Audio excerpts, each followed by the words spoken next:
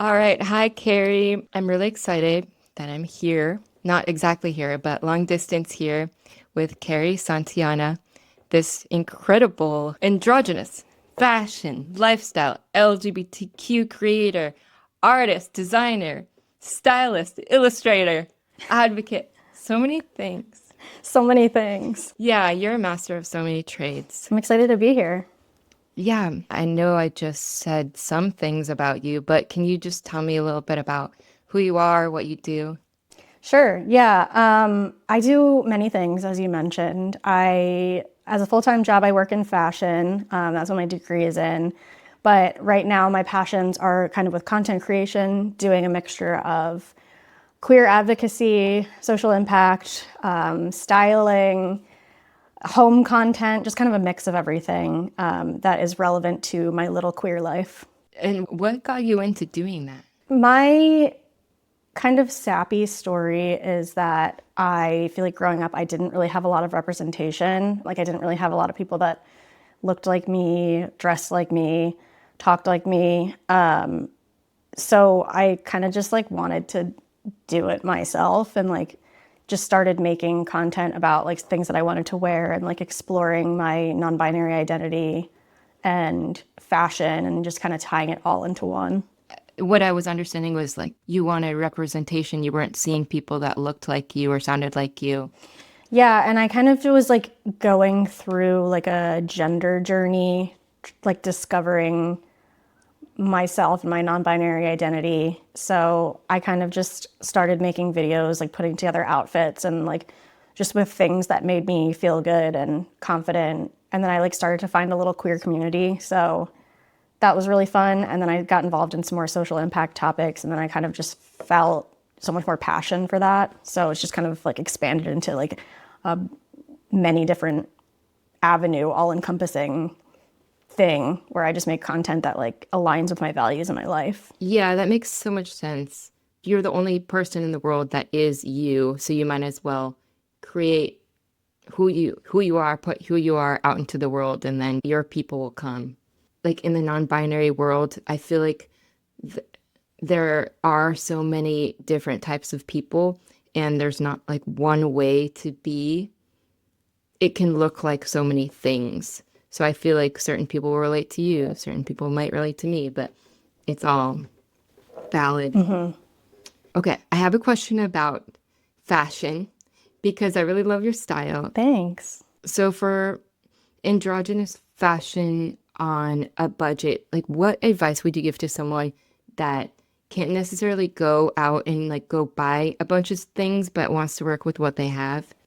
Any at home DIY styling tips? Yeah, totally. I had dinner last night with a friend and they were kind of talking about like a little bit of like a gender crisis and not knowing like what to wear and stuff. So what I told them was Pinterest is amazing for inspiration because I like to scroll through and see just kind of different silhouettes and vibes that I like. And then I kind of figure out what sort of things that I have in my closet already that you could use to like create some of those outfits. And I also think a lot of times people think that androgynous fashion is just like boxy, plain stuff, but like it's not. And like you can just mix together so many different things and maybe pair something that you wouldn't necessarily pair with another thing together and like just kind of experiment and see how it makes you feel. And if you feel confident and hot, then wear it. Yeah, I love that. Confident and hot. Yeah, I was recently thinking about capsule wardrobe and how to pick out the colors that like look good on me, like having maybe five co main colors of the wardrobe. And I was thinking, okay, olive green, maroon, black, white. Do you have any sort of rules or ways of establishing your closet that help you when you go shopping? Yeah, I feel like a majority of my wardrobe is black and white. So I like kind of stick to like that main color palette, but I don't know. I think that some people are more drawn to certain colors. And like I think it was like a TikTok trend or sound that was like going around for a while and it was like if you like the color, buy everything in it. So I don't know. I don't necessarily have any like rules or like tips for color palettes, but I think that I definitely gravitate more towards like darker, moodier colors. I would love to get my like color analysis done someday to see like what I actually look good in. Because my fiance and I were talking about it and they were like, what if you got your color analysis done and you're actually like supposed to be wearing pastels? Which definitely is not the case, but it would be funny. You would go ahead and change everything. Only wear pastels. I don't know. I like black, wearing black too much. Yeah, black is classic. Oh, also congratulations on your engagement. Thank you. Are you guys also engaged? Yeah, we're definitely engaged. And we were thinking about getting married this year, but we'll just have all these goals for this year, like financial goals mostly. So I think it might happen next year. I think next year is probably better. But yeah, did you set a date and everything? Yeah, so we set our date for Halloween this year in October. So I'm excited. Ooh, spooky. I know. I love Halloween. Are you gonna do something big? No, it's going to be like 50 people. Yeah, we're probably going to have like 50 people. It's at this really pretty, it's like a stone house with like all these like gardens around it and stuff. But that's like really all we know so far because we still like have to plan more stuff. But we want it to be just like gay and fun. Yeah. I mean, it's inherently gay. Yeah.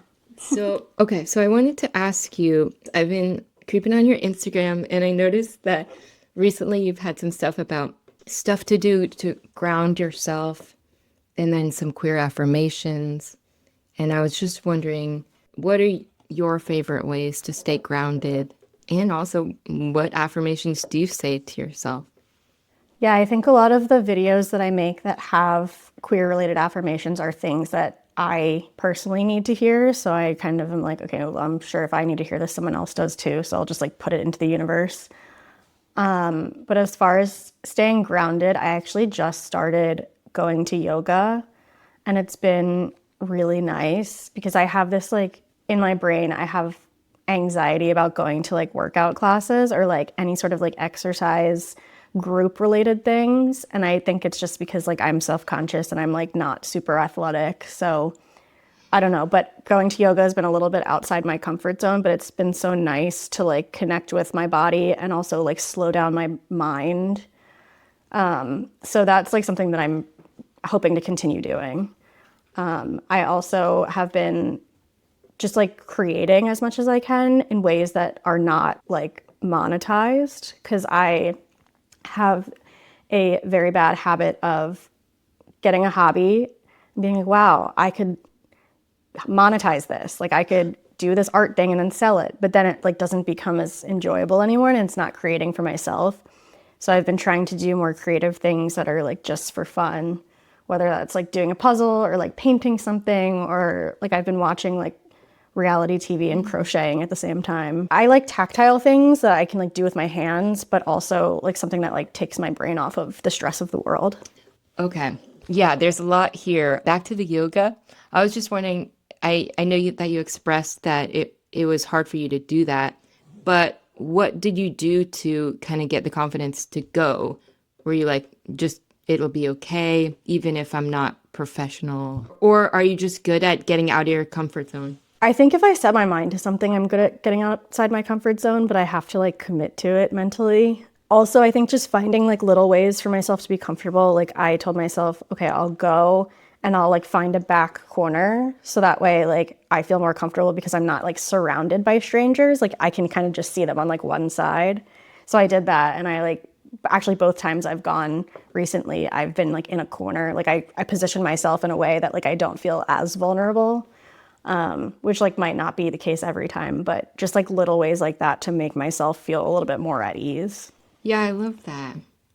That little trick.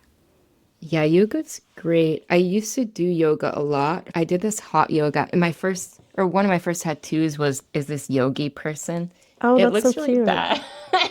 But they're doing a tree pose.